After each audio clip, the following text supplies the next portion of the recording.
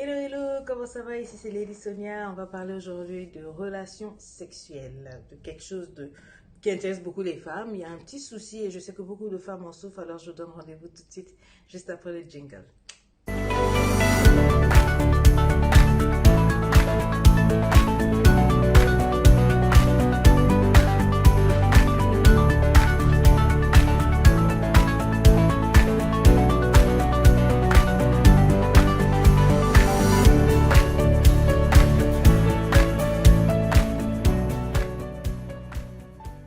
Alors, c'est Lady Sonia, comment vas-tu ma chérie? Alors, je reçois beaucoup de messages de dames qui me posent des questions. C'est vrai que je ne suis pas sexologue, mais je pense que les femmes ont reconnu que j'ai une petite expérience avec 5, 6 enfants et avec tous mes témoignages. Et donc, elles me font assez confiance pour m'exprimer un peu leurs petits soucis. Alors, je vais vous lire un message et je sais que beaucoup parmi vous vont se retrouver et on va essayer de trouver la solution ensemble, d'accord? Alors, elle me dit ceci, j'ai une question très très urgente pour ma petite sœur qui n'est pas de sang. Elle a des rapports sexuels douloureux du fait que son petit ami a un sexe énorme et elle a mal à chaque rapport. Et elle me dit que chaque fois, elle est obligée de prendre de l'alcool, c'est-à-dire de se saouler pour ne plus rien ressentir. Alors, que pouvez-vous dire pour nous aider? Ça vous rappelle quelque chose? Oui, ça nous rappelle quelque chose parce que c'est pas la première fois. Beaucoup de femmes souffrent de ça. Il y a d'autres qui souffrent de vaginite, c'est-à-dire de sécheresse vaginale. Si l'homme ne sait pas s'y prendre, si l'homme ne sait pas faire les préliminaires, eh ben, il se passe une espèce de contraction au niveau du périnée qui rend la pénétration difficile. Et ça, c'est horrible. Il faut se soigner. Il y a plusieurs manières de se soigner. Si vous allez voir un sexologue, il posera des questions, il va essayer de remonter dans la hiérarchie de ce que vous avez eu à vivre au niveau sexuel. Est-ce que vous avez vécu un traumatisme, viol? Est-ce que en grandissant, vous avez eu des attouchements? Est-ce qu'il y a eu un blocage qui s'est fait quelque part? Et après, on posera des questions au niveau du couple. On cherchera à savoir un peu comment ça se passe dans la relation. Est-ce que vous vous sentez à l'aise? Est-ce qu'il y a une transparence? Est-ce que vous avez une liberté de communication, d'expression? Et d'où vient ce blocage-là? Pourquoi est-ce que chaque fois qu'il doit avoir pénétration, et bien que tous les muscles de la dame se raidissent au point où la pénétration devient douloureuse? C'est vrai qu'ici, elle a parlé de sexe énorme de l'homme, mais je préfère d'abord voir le problème au niveau féminin parce que beaucoup de femmes le vivent. Si vous n'avez pas une belle excitation, si monsieur ne sait pas s'y prendre en termes de préliminaires, quand je parle de préliminaires, je parle de savoir embrasser, de savoir toucher là il faut toucher, il ne faut pas aller comme un camionneur. Dans le genre que, oui, comme Coach Sonia a dit, il faut savoir lécher les orteils. J'en ai parlé dans l'art de t'aimer, dans le cours Jet Lag, un corps qui a fait fort. J'ai dit qu'il faut savoir sucer les orteils et entre les orteils. Il y a des choses que quand vous faites à une femme, she will never forget you, elle ne va jamais vous oublier. Vous demeurez dans un positionnement au top, quoi. Il y a des choses que j'ai dites. Je ne vais pas les redire ici parce qu'il faut aller prendre ce cours-là. C'est assez sensible. Et déjà, non seulement c'est sensible, mais moi, je me sens pas d'attaque de vous le dire ici, allez prendre le cours. Mais c'est pas parce que j'ai dit qu'un homme doit sucer les orteils de sa femme pour l'exciter que ça veut dire que tu vas aller lui croquer. Il y a des hommes qui comprennent très mal. On a dit de sucer, de lécher. Il y a une manière de faire, de regarder pendant que vous faites. Maintenant, si vous le faites mal, si directement vous vous jetez sur les parties génitales de la dame, en lui enfourrant votre langue ou bien en lui enfourrant le doigt ou en lui enfourrant tout brutalement, elle peut se raidir. Elle ne va pas prendre goût au préliminaire. Si vous ne savez pas embrasser, si vous ne savez pas chuchoter, murmurer, masser dans son dos et dans certaines zones, enfin comme j'ai dit tout ça, c'est dans le jet lag qu'il faut le prendre, elle va se raidir. Si vous ne prenez pas le temps des préliminaires, elle ne saura pas apprécier et au moment de la pénétration, ça va être tellement douloureux et ça va être un combat. Et il y a des femmes qui préfèrent utiliser ce qu'on appelle le beurre de karité de chez nous, le pur, l'original. D'autres prennent la vaseline pour que ça passe. Mais même avec ça, si on n'a pas soigné le vrai problème dans la relation, si on n'a pas vraiment appris à l'homme ou à la femme à se détendre, à se défocaliser des problèmes quotidiens au moment du rapport sexuel, eh bien, ça va coincer à ce moment-là. Et au bout d'un certain moment, si monsieur a toujours du mal à entrer dans les parties intimes de son épouse, il va se décourager, il ne va plus prendre le temps pour cette relation-là, il va peut-être aller se faire voir ailleurs, là où c'est plus facile. Et la femme va se sentir frigide, rejetée, frustrée. Vous allez voir des comportements bizarres, vous allez voir des buzz à la noix sur les réseaux sociaux. En fait, le vrai problème, c'est là-bas, c'est que le monsieur n'arrive pas à bien démarrer la nana.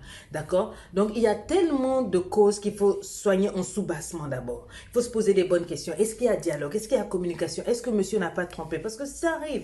S'il y a eu tromperie, infidélité financière, infidélité sexuelle, etc., et que la dame l'a pris comme un coup, la femme, vous savez, elle ne fait pas l'amour avec ses fesses, elle fait l'amour d'abord avec sa tête, avec son cœur. Si dans le cœur, il y a blessure, il y aura blocage. Il ne pourra pas, chaque fois qu'il voudra entrer dans sa femme, entrer parce que dans son cœur, elle n'est pas disponible, elle n'a pas envie de donner parce que elle est blessée. Donc, il faut soigner les blessures, il faut restaurer, il faut rectifier, il faut emmener le pardon, emmener madame à réaimer à nouveau parce qu'elle fait l'amour avec le cœur, elle fait l'amour avec son esprit, avec son corps et avec son âme. C'est vraiment différent un homme et une femme.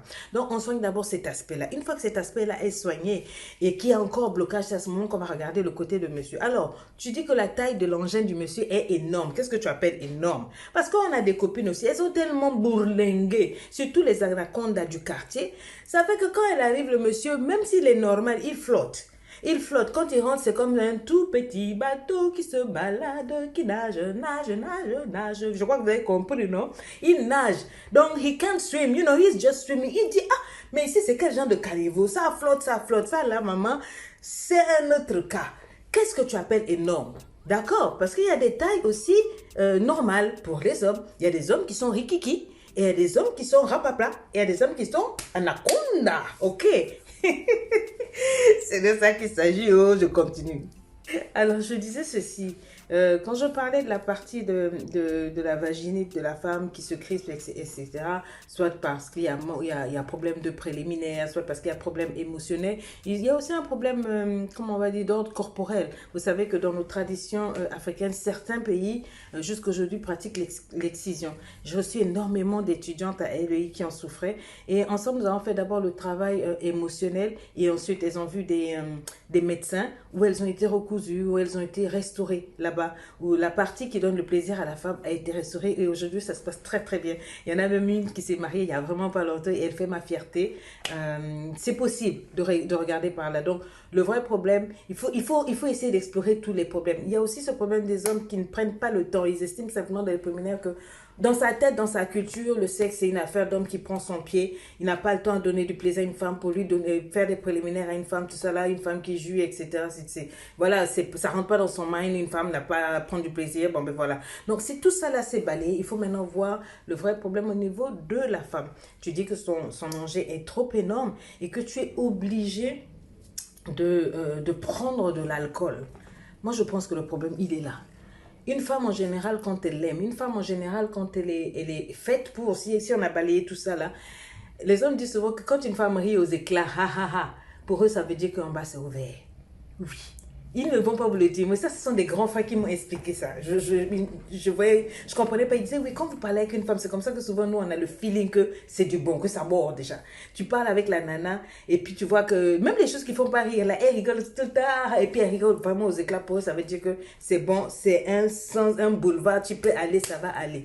Donc, si toutes ces parties physiologiques là sont réglées, ok, préliminaires, excision, guérison de tromperie, etc. Tout ça c'est réglé. Et que malgré ça, le monsieur, son engin est énorme, ma chérie, que tu sois obligé de prendre de l'alcool, c'est là qu'il y a un problème.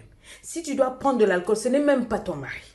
Tu vas te bousiller parce que ce n'est pas ta taille. Ça arrive. On ne va pas se faire des dessins. Il n'est peut-être pas physiologiquement adéquat, adapté, disponible pour ton corps. Il y a des cas comme ça. C'est pas fait pour marcher. À ce moment-là, qu'est-ce qu'il faut faire? Mais c'est à toi de voir. Est-ce que ta santé n'est pas plus importante? Si ta santé est vraiment importante, ma chérie, déjà, je ne vais pas t'encourager à boire. Si tu dois prendre de l'alcool chaque fois que ton homme doit te toucher, mais tu vas te saouler jusqu'à quand? Chaque nuit, tu vas te saouler pour ne rien sentir. Tu vas te mettre d'aïko, donc tu n'es pas dans la relation. Tu n'es pas dans le moment. Parce que quand ton homme te fait... tu es en rapport avec ton homme, tu devrais avoir un sourire en coin, ressentir des émotions, ressentir les sensations, les vraies sensations, les vrais bails, les étincelles. Tu devrais ressentir cette vraie jouissance-là que donne le plaisir. Voilà ma chérie, donc tu devrais ressentir le plaisir. Quand ton homme te touche et qu'il n'y a pas un sourire en coin dans ton cœur ou dans ton esprit, laisse tomber, t'es pas avec la bonne personne. Si tu dois boire pour pouvoir te donner à ton homme, pour ne pas ressentir du plaisir ou bien de la douleur, il faut arrêter d'abord. Parce que ça n'a rien de sexy, ça n'a rien de sensuel que de se droguer, que de s'anesthésier. Parce que le corps doit ressentir chaque touche. Ton corps doit être réceptif à chaque caresse.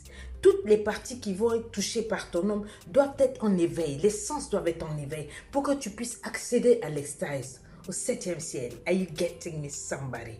Mais si tu dois noyer, anesthésier, être couché comme un sac de riz crispé parce que son engin est trop, laisse tomber. Laisse tomber. Tu vas te bousiller déjà ta matrice. Le mariage là, ça va venir. Tu vas rentrer dans un foyer où tout ton moteur, excusez-moi l'expression, est gâté par quelqu'un dont l'engin était trop énorme. Je sais que souvent nous les femmes, nous aimons l'amour plus que nous nous aimons nous-mêmes. Mais la santé, on ne joue pas avec. Si tu te détruis ta matrice, qui va t'épouser après? Peut-être qu'il va aller prendre une autre. Toi, tu vas faire quoi? En plus, tu seras devenue une alcoolique, même si tu n'es pas anonyme. Parce que à force de boire, ton corps va s'habituer à l'alcool. Tu vas grossir, tu vas te gaspiller, il va te larguer. Et toi, tu vas devenir une accro. Tu vas être là toujours à rechercher certaines sensations dans l'alcool. Parce que là-bas, là, ça ne marche pas. Ce n'est pas ça l'amour. Ce n'est pas prévu pour être comme ça. Et si ta matrice est détruite, tu fais comment après? Tu vas toujours te mettre à boire. Quel homme va te garder? Avec qui tu vas te poser? Si c'est devenu un gros trou, parce qu'avec le temps, ta matrice va s'adapter au pénis du monsieur. Mais, après, si ça ne continue, ne te pousse pas, si vous ne restez pas ensemble, si tu viens avec un homme qui a kikinette, on fait comment?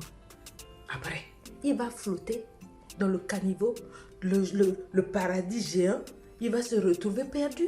C'est kikinette. Et là, c'est là qu'il y aura les dégâts. Si t'aimes vraiment, il va rester. Mais si t'aimes pas, il va faire quoi? Il va fly away, il va caler en l'air, il va surfer, pas à gauche, mais à droite. Donc, ma chérie, réfléchis. Il y a problème. Arrête, laisse, on ne force pas. Soigne tout ça là. Si tu trouves que ça ne tient pas, il faut lui dire simplement, mon gars, depuis tout ce temps-là, je souffre trop. Je m'aime plus que je ne t'aime. Dans le sens que je t'aime, mais je préfère ma santé, je préfère ma vie. Toi et moi, on s'aime. Et il y a beaucoup de femmes qui m'écrivent, coach. Moi, j'avais eu un gars, il avait l'argent et tout, mais dès qu'on est rentré en chambre, quand il a enlevé, j'ai vu que c'était bim bim bandanganga. J'ai failli mourir, j'ai fui. Donc, je suis rentrée là-bas, j'ai vu que le gars, en plus, il était d'une brutalité. Il m'a déchiré, je suis partie, ma chérie. L'amour, c'est bien, mais la vie, c'est mieux. Bye bye. Tu passes. Quero l'air.